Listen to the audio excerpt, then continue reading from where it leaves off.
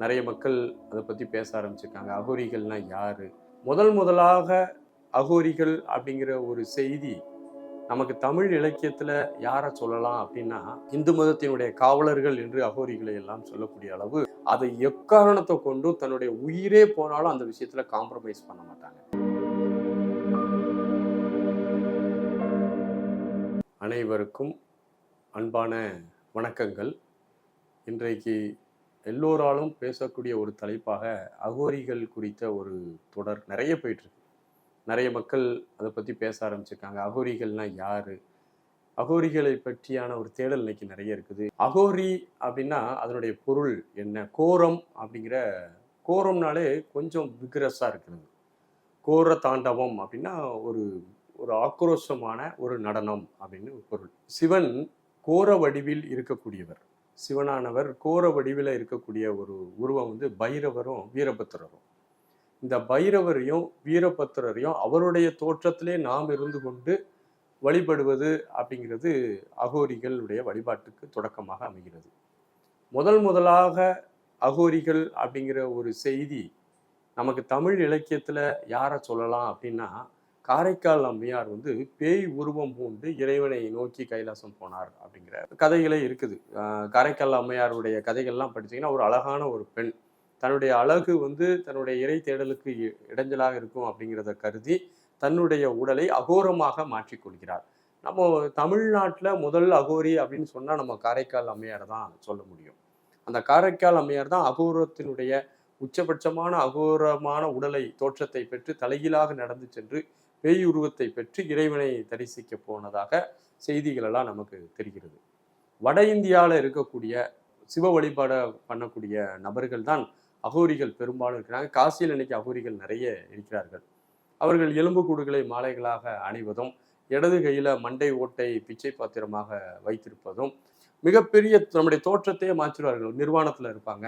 இறைவனுடைய சொரூபமாக தான் இறைவன், அகம் பிரம்மாஸ்மி, நானே கடவுள் அப்படிங்கிற ஒரு தன்மையில தன்னை ஒரு சிவத்தினுடைய அடையாளமாகவும் தன்னையே சிவமாக பாவிக்கக்கூடிய ஒரு நிலையில இருப்பாங்க. அவங்களுடைய பிரிவுகள் நிறைய இருக்கிறது. இந்து மதத்தினுடைய காவலர்கள் என்று அகோரிகளை எல்லாம் சொல்லக்கூடிய அளவு ஆதிசங்கரர்லாம் நிறைய சொல்லியிருக்கிறார்.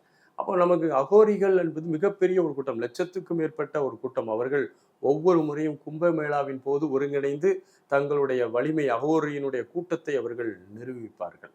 அவர்களுடைய பிரதான நோக்கம் என்ன அப்படின்னா, அந்த அகோரம் என்ற அந்த நிலையை தாங்கி கொண்டு யோகத்தை பயிலக்கூடியவர்கள். அவர்களுக்குன்னு சில விதிமுறைகள், நிறைய பிரின்சிபல்ஸ் இருக்குது. அதை அவங்க ரெகுலராக ஃபாலோ பண்ணுவாங்க. அவங்களுக்கான அந்த தனிப்பட்ட பாடத்திட்டங்கள் இருக்குது. அந்த பாடத்திட்டங்களை நெட்டூர் பண்ணி ரெகுலராக ப்ராக்டிஸில் இருப்பார்கள். பிணத்தின் மேல் உட்கார்ந்து அமர்ந்து தியானம் செய்வார்கள். இப்படி போன்ற பல கதைகளை இன்னைக்கு நிறைய பேர் அகோரியாக இருந்தது மாதிரியாக பாவிச்சு நிறைய பேச ஆரம்பிச்சிட்டாங்க. பட் இதில் ஒரே ஒரு விஷயத்தை கவனிக்கணும். அவர்களுடைய நோக்கம் இறையை தேடுதல். அதில் நிறைய அம்மன் அகோரிகள் இருக்கிறாங்க. நிறைய விதவிதமான அகோரிகள் எல்லாம் பிரிவுகள் நிறைய இருக்கிறது. ஆனால் அகோரிகளுடைய வரலாற்றை ஊடுருவி பார்க்கும்போது வீரபத்திரர் வைரவர் கோலம் தாங்கி அகோரமான சிவனுடைய அந்த நிலையை தான் ஏற்று தன்னை சிவனாக பாவித்து தன்னை சிவனாக நம்பி தானே சிவனாக மாறிவிடுவது, முற்றிலும் அப்படியே மாறிவிடுவது, அந்த ஒரு கேரக்டர் அவங்ககிட்ட இருக்கும். முதல்ல ஒரு என்ன சொல்றது, ஒரு பழக்கம், அந்த பழக்கத்தை வழக்கமாக மாற்றி அந்த வழக்கமே தன்னுடைய இயல்பாக மாற்றிக்கொள்வார்கள். ஆரம்பத்தில் பாவிப்பார்கள், அதன் பிறகு தன்னை நம்புவார்கள், தான் சிவம் என்று நம்ப தொடங்குவார்கள். அதன் பிறகு தானே சிவமாக அறிவித்து விடுவார்கள். இந்த ஒரு டிக்ளரேஷன். அப்போ அவர்களுடைய மனமானது தான் இறைவன், இறைவனுக்கு சில அம்சங்கள் இருக்கிறது. சிவன் என்றால் இந்த ஒரு அழிக்கும் கடவுள், அவருக்கு என்னெல்லாம் அம்சங்கள் இருக்கோ அந்த அம்சத்தை தான் தாங்கி தன்னை சிவ கோலமாக மாற்றிக்கொண்டு அப்படியே தன்னுடைய வாழ்க்கையை வாழ்வார்கள். அவர்களுக்கு எந்த ஒரு சட்டத்திட்டங்கள் எல்லாம் ஒரு மறைமுகமான சட்டத்திட்டங்கள் இருக்கு. நம்ம காமன் மேனுக்கான சட்டத்திட்டங்கள் எல்லாம் அவங்களுக்கு பொருந்தாது என்பதையும் நாம தெரிந்து வைத்துக் கொள்ள வேண்டும். அகோரிகளுடைய வாழ்க்கை ரொம்ப வித்தியாசமான ஒரு வாழ்க்கை முறை.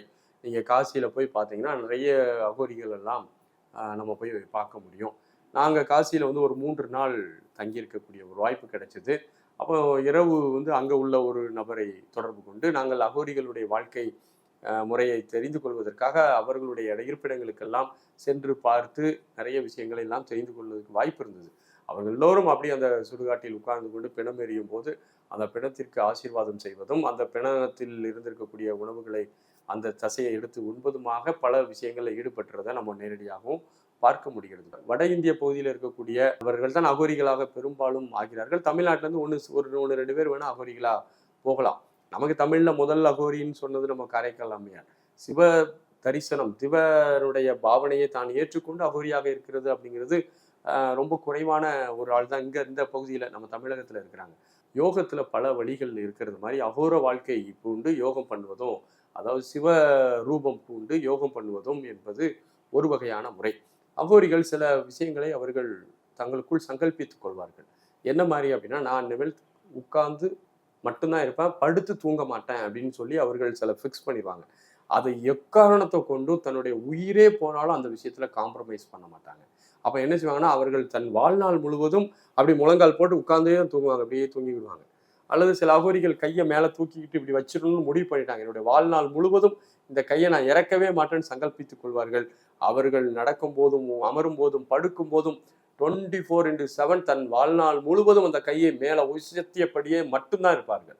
அப்படி ஒரு ஆக்ரோஷமான கொள்கை ரீதியாக இருப்பார்கள். அந்த ஒரு வைராக்கியம் அவர்களுடைய மனதை தன்னுடைய கட்டுப்பாட்டுக்குள் கொண்டு வர ஆரம்பிச்சிடும். ஸோ அந்த மாதிரியான யோக பயிற்சிகளை பல அகோரிகள் பலவிதமான கோணங்களில் செய்கிறார்கள்.